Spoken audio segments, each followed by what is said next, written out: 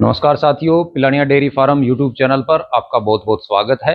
दोस्तों, अगर आप भी एक पशुपालक हैं तो आज का ये छोटा सा वीडियो आपकी किस्मत बदल सकता है। साथियों, आज के इस वीडियो में मैं आपको बिल्कुल आसान तरीके से ऐसे 2-3 टिप्स बताऊंगा दोस्तों, जिससे आपके पशुपालन में आप अच्छा खासा मुनाफा कमा सकते हो। दोस्तों, पशुपालन करने का अगर सही तरीका आपको नहीं आता है तो आप पशुपालन से अच्छा खासा पैसा नहीं कमा सकते। तो चलो दोस्तों, देरी ना करते हुए वीडियो को स्टार्ट करते हैं। दोस्तों, अगर आप पशुपालन कर रहे हैं या पशुपालन करने का विचार कर रहे हैं या किसी डेयरी फार्म का विचार कर रहे हैं तो दोस्तों, आप अकेला दूध पर काम करके अच्छा खासा मुनाफा नहीं कमा सकते। इसके लिए आपको अच्छी नस्ल अपने घर पर तैयार करनी पड़ेगी। वो चाहे आपके पास एक भैंस है या आपके पास डेयरी फार्म है, आप दोनों तरीके से अच्छा खासा पैसा कमा सकते हो। साथियों, आजकल सोशल मीडिया का जमाना है दोस्तों, आप यूट्यूब पर सर्च करके देख सकते हो। हम आए दिन ऐसी रिपोर्ट देखते हैं कि उस पशुपालक ने अपनी भैंस को 15 लाख रुपए में सेल किया, या उस पशुपालक ने अपनी गाय को 10 लाख रुपए में सेल किया, या उस पशुपालक ने अपना 6 महीने का कटड़ा 4 लाख रुपए का सेल किया, या अपनी 1 साल की बच्चिया जो है उसको 3 लाख रुपए में सेल किया। ये सच्चाई है साथियों, सोशल मीडिया का जमाना है, आप सर्च करके देख सकते हो। ऐसे पशुपालक दोस्तों आप भी बन सकते हो, लेकिन आपको सही तरीका आना चाहिए।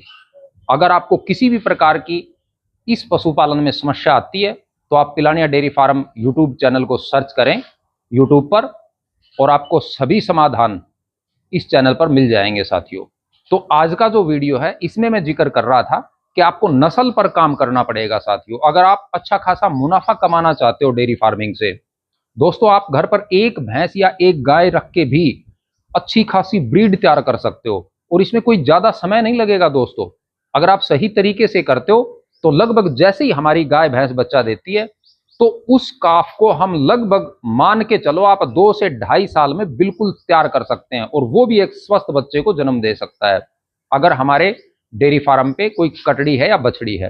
दोस्तों, इसके लिए आपको अच्छी नस्ल का चुनाव करना पड़ेगा।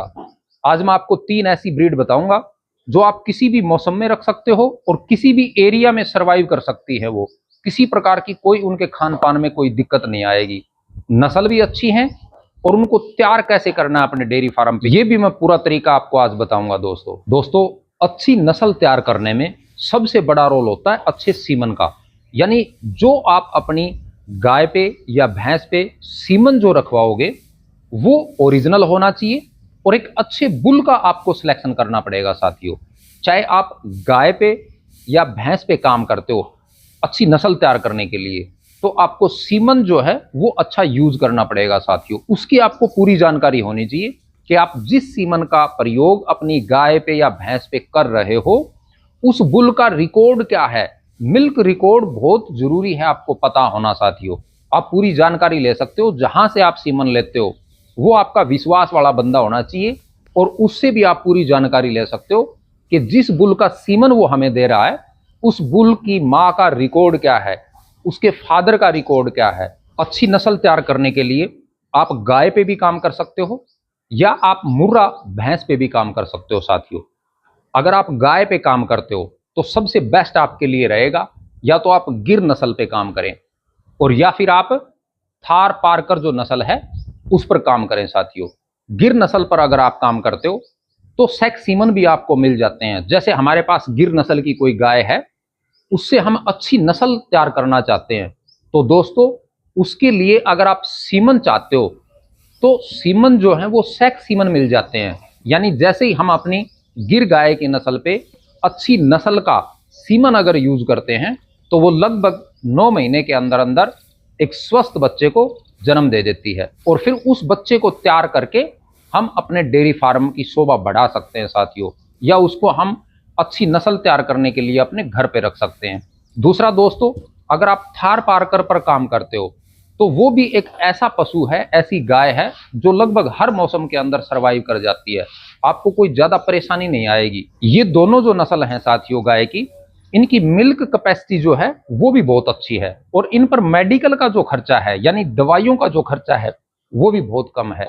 इसलिए मैंने आपको सजेशन किया है कि आप ये 2 गाय की जो नस्ल हैं इनमें से किसी भी एक नस्ल पर काम कर सकते हो, और दोनों के सेक्स सीमन अवेलेबल हैं साथियों।